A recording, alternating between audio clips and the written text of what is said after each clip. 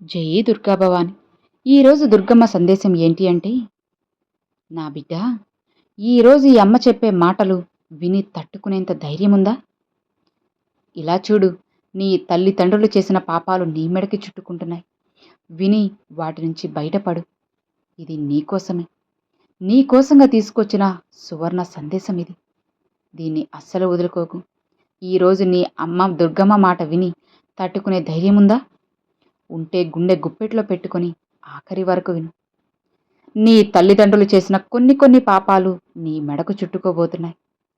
దానివల్లే ఇప్పుడు ఇన్ని కష్టాలు, కన్నీళ్లు, బాధలు, ఇన్ని సమస్యలు, ఆర్థిక ఇబ్బందుల్లో ఎన్ని అవమానాలు, ఎన్ని అనారోగ్య సమస్యలు అన్నీ తెలుసుకోవాలని ఉంది కదా. ఒక్క క్షణం గుండె జల్లుమంటుంది కదా. ఎందుకమ్మా ఇలా చెబుతున్నారు, నా తల్లిదండ్రుల వల్ల ఇలా జరుగుతుందా అంటూ అనుకుంటున్నావు కదా. అయితే విను, నీ దుర్గమ్మ చెప్పే మాట వినే ధైర్యం ఉందా అని అందుకే అడిగాను. ఇక అన్నీ పూసగుచ్చినట్లుగా చెబుతాను విను. తొందరపడకు, ఆవేశపడకు, భయపడకు, ముఖ్యంగా గాబరా పడకు. కాస్త ఓర్పు, సహనంతో విను. నీ ప్రశ్నలన్నిటికీ ఈ దుర్గమ్మ ఈరోజు సమాధానం చెప్పే తీరుతాను. మరి అమ్మ మాట వింటావు కదా. నా మాటల వెనుక ఉన్న ఆంతర్యం ఏమిటో అన్నీ కూడా చెబుతాను విను. నా మాటల వెనుక నా అర్థం, పరమార్థం ఏంటో నువ్వు తెలుసుకునే తీరాలి. ఒక్కొక్కసారి నువ్వు ఎందుకు భయపడుతుంటావు? ఏ జన్మలో ఏ పాపం చేశానోనమ్మా, నా పెద్దవాళ్ళు, నా పూర్వీకులు, నా తల్లిదండ్రులు ఏ పాపం చేశారో అది నన్ను వెంటాడుతోంది, వేధిస్తోంది, వీటి నుంచి నేను ఎలా బయటపడతానంటూ ఎన్నోసార్లు నువ్వు నా దగ్గర బాధపడ్డావు కదా. అందుకే అమ్మ ఈ సందేశం తెచ్చారు. ఆలోచించావా ఇన్ని కష్టాలు, బాధలు అన్నిటికీ కారణం ఏంటి అని? నువ్వు నన్ను అడిగితే తల్లిదండ్రులు చేసిన పాపపుణ్యాలు బిడ్డలకి తాకుతాయా, బిడ్డలకి తగులుతాయా, వెంటాడుతాయా అంటే ఒక్క మాటలో చెప్పాలంటే తగులుతాయమ్మా. అవును, నువ్వు అనుకున్న విధంగా కాదు. ఇక్కడ ఒక అద్భుతమైనటువంటి కర్మ ఫలితం ఉంది. దీన్ని అర్థం చేసుకోవాలి. ఖచ్చితంగా నీకు గుండె నిబ్బరం కావాలి. తాత ముత్తాతలు శరీరంలో ఉన్న రోగాలు, వాళ్ళ ముఖ కవలికలే కాదు, వాళ్ళు అనుభవించిన మానసిక వేదన అన్నీ కూడా రక్త సంబంధం ద్వారా పిల్లలకు వస్తాయి. కానీ ఇక్కడ విషయం ఏంటో తెలుసా? దీని గురించి రుణానుబంధం అనే రూపంలో నీకు తెలుస్తుంది. రుణానుబంధ రూపేణా పశుపత్ని సుతాలయ. ఒక ఇంట్లో భార్య, భర్త, పిల్లలు ఎవరైనా సరే ఒకరికొకరు ఎందుకు పుడతారో తెలుసా? గత జన్మలో ఒకరికొకరు పడ్డ రుణం అంటే అదే తీర్చుకోవడానికి. మీ నాన్నగారు చేసిన అప్పులు, ఆస్తులు నీకు వస్తున్నప్పుడు ఆయన చేసిన పాపపుణ్యాలు ఎందుకురా? ఖచ్చితంగా వస్తాయి.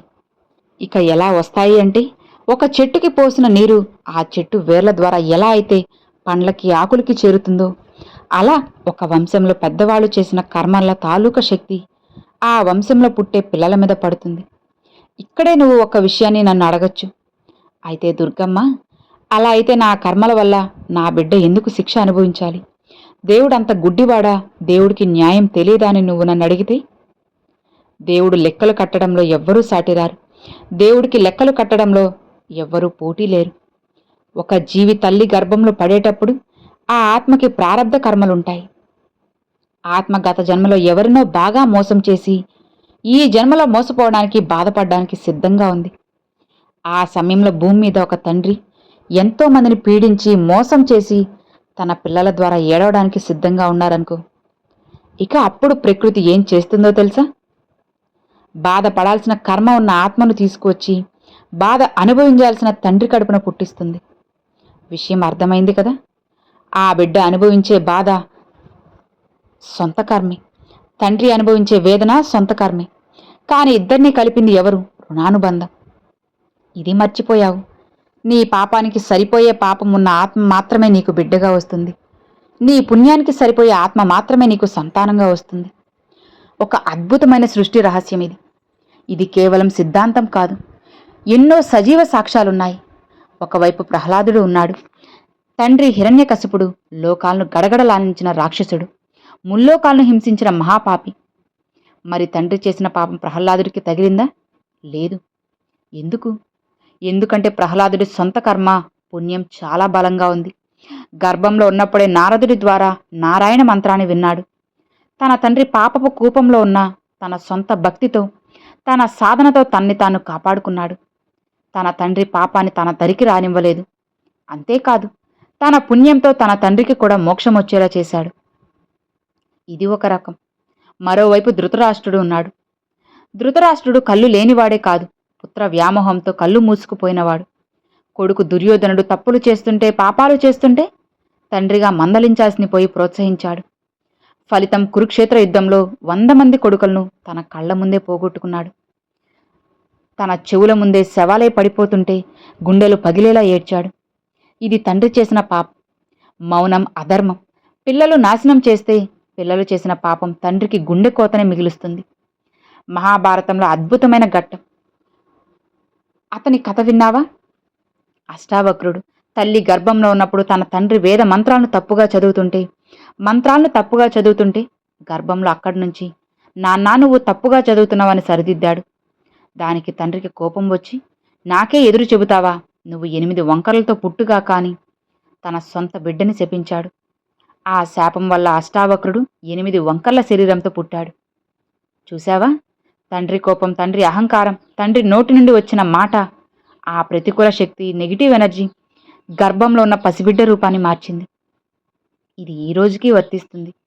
గర్భవతిగా ఉన్నప్పుడు తల్లి పడే మానసిక క్షోభ, తండ్రి ఇంట్లో పెట్టే బాధలు లేదా తల్లిదండ్రులు చేసే మోసాలు, ఇతరుల ఉసురు అన్నీ ఆ ఇంట్లో పుట్టే పిల్లల్లోకి చేరుకుంటాయి. వాళ్ళ ఎదుగుదల మీద, వాళ్ళ అదృష్టం మీద ఖచ్చితంగా ప్రభావం చూపుతాయి. నువ్వు అనుకుంటావు, నేను ఎవరికి అన్యాయం చేయలేదు, నా పిల్లలు బావుంటారు, నేను మంచిగానే ఉన్నాను. కర్మలు 4 రకాలమ్మా. అవును, పిల్లల మీద పడతాయని గుర్తుపెట్టుకు. దయచేసి శ్రద్ధగా ఆఖరి వరకు విను. ఇక్కడే జీవితపు చిక్కుముళ్ళు విడిపోయే సమయం.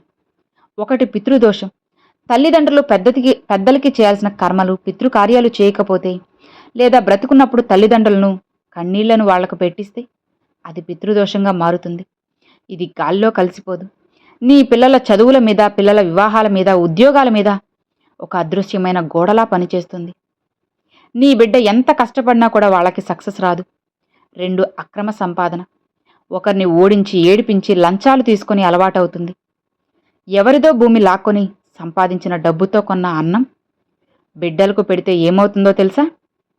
అలా నువ్వు అన్యాయంగా సంపాదించి వడ్డీలు తీసుకొని, చక్ర వడ్డీలు తీసుకొని, ఎవరిదో లాగేసుకొని, వాళ్ల చేత కన్నీళ్లు పెట్టుకుని తీసుకున్న ఆ డబ్బు పెడితే ఏదో ఒక రూపంలో, యాక్సిడెంట్ల రూపంలో, కోర్టుల రూపంలో, అనారోగ్యాల రూపంలో సర్వనాశనం అవుతుంది.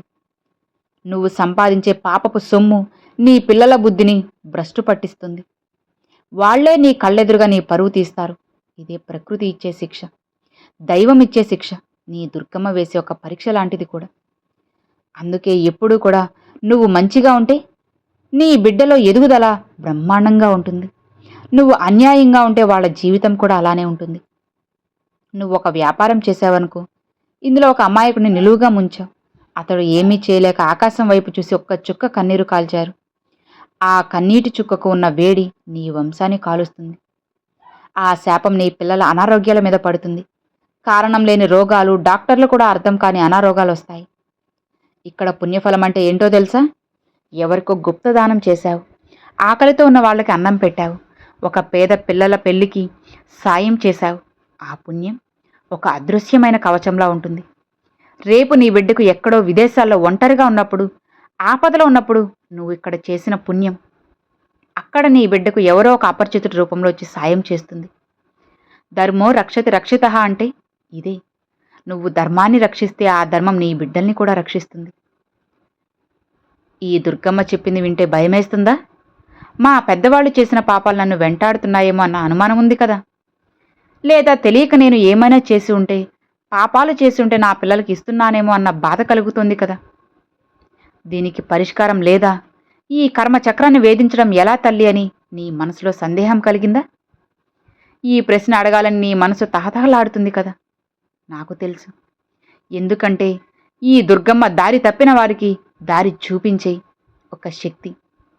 నీ పూర్వీకుల్లో నీ పాపాలు లేదా నీ తల్లిదండ్రుల పాపాలు నీ పిల్లల్ని అంటకుండా ఉండాలంటే నువ్వు చేయాల్సినవి 3. మొదటిది అన్నదానం, జీవకారుణ్యం. పూర్వీకుల శాపాలు తొలగిపోవడానికి అన్నదానానికి మించిన మార్గం మరొకటి లేదు. నీ పుట్టినరోజుకో పెళ్లి రోజుకో వేల ఖర్చు పెట్టి పార్టీలు చేసుకోవడం కాదు. అనాథాశ్రమానికో ముసలి వాళ్ళు ఉన్న వృద్ధాశ్రమానికో వెళ్ళి నీ చేతులతో వాళ్ళకి భోజనం వడ్డించు. ఒక మూగజీవికి అంటే ఆవు కానీ కుక్క కానీ ప్రతిరోజు కాస్త ఆహారం పెట్టు. వాళ్ళ కడుపు నిండినప్పుడు వాళ్ళ ఆత్మలో నుంచి వచ్చే ఒక చల్లని నిట్టూర్పు నీ వంశానికి 100 పాపాలను కడిగేస్తుంది. రెండవది పితృదేవతలకు కృతజ్ఞత. నువ్వు గుడికి వెళ్ళి దేవుణ్ణి మొక్కుతావు, తప్పులేదు. కానీ నిన్ను కన్న తల్లిదండ్రులను, నీ వంశాన్ని వృద్ధి చేసిన నీ పితృదేవతలను మర్చిపోతే ఏ దేవుడు కరుణించడు. ప్రతి అమావాస్యకు లేదా పెద్దలు చనిపోయిన తిథికి తర్పణాలు వదులు. మా వంశంలో ఎవరూ తెలియక తప్పులు చేసి ఉంటే క్షమించి వాళ్ళ ఆత్మకు శాంతి కలిగించు అంటూ సూర్య భగవాన్ని నమస్కరించు. నీ సంకల్ప బలం దోషాలన్నిటినీ తొలగిస్తుంది. ఇక మూడవది స్వధర్మ ఆచరణ. మీ నాన్న ఒక తప్పు చేసి ఉండొచ్చు, మీ తాత ఒకరిని మోసం చేసి ఉండొచ్చు, కానీ అది వాళ్ళ కర్మ. నాకు జన్మనిచ్చినందుకు నేను వాళ్ళకి రుణపడి ఉన్నాను, వాళ్ళని ప్రేమిస్తున్నాను. కానీ వాళ్ళ పాప మార్గాన్ని నేను ఎంచుకోను అని నువ్వు బలంగా నిర్ణయించుకో. ఎప్పుడైతే నువ్వు సత్యంగా ధర్మంగా జీవించడం మొదలెడతావో ఇక అప్పటి నుంచి నీ కుటుంబంలో తరతరాలుగా వస్తున్న ఒక ప్రతికూల శక్తి అనేది ఒక నెగిటివ్ సైకిల్తో నీతో కట్ అయిపోతుంది. అవును, అలా చేయడం వల్ల వాళ్ళ పాపకర్మలు ఏవి కూడా నిన్ను, నీ కుటుంబాన్ని, నీ పిల్లలను అంటకుండా ఉంటాయి. కాబట్టి భయపడకు. వీలైనంత వరకు దాన ధర్మాలు చేస్తూ ఉండు. అలానే నీకున్నది మొత్తం పెట్టమని నేను చెప్పడం లేదు. ఉన్న దాంట్లోనే నలుగురికి సాయం చేస్తూ నువ్వు కూడా నవ్వుతూ సంతోషంగా ఉండు. నువ్వు సంతోషంగా ఉంటే ఈ దుర్గమ్మ కూడా నిన్ను చూసి మురిసిపోతాను. నువ్వు సంతోషంగా ఉండాలనే నా బిడ్డ కోసంగా ఈ సందేశాన్ని తీసుకొచ్చాను. ఇది విని తెలుసుకున్నావు కదా, ఇకనైనా పాటించు. జీవితం నీకు నచ్చినట్లుగా అత్యద్భుతంగా ఉంటుంది. సంతోషంగా ధైర్యంగా ఉండు అని అమ్మవారు ఈరోజు ఈ సందేశాన్ని తీసుకొచ్చారండి. సో విన్నారు కదండి, ఈరోజు దుర్గమ్మ పంపించిన ఈ సందేశం మీ అందరికి నచ్చింది అని అనుకుంటున్నాను. నచ్చితే ఒక చిన్న లైక్ చేయండి, మరికొంతమంది అమ్మవారి భక్తులకు షేర్ చేయండి. ఫస్ట్గా మన ఛానల్ చూసే వాళ్ళు సబ్స్క్రైబ్ చేసి సపోర్ట్ చేయండి ఫ్రెండ్స్. Thanks for watching. జై దుర్గా భవాని.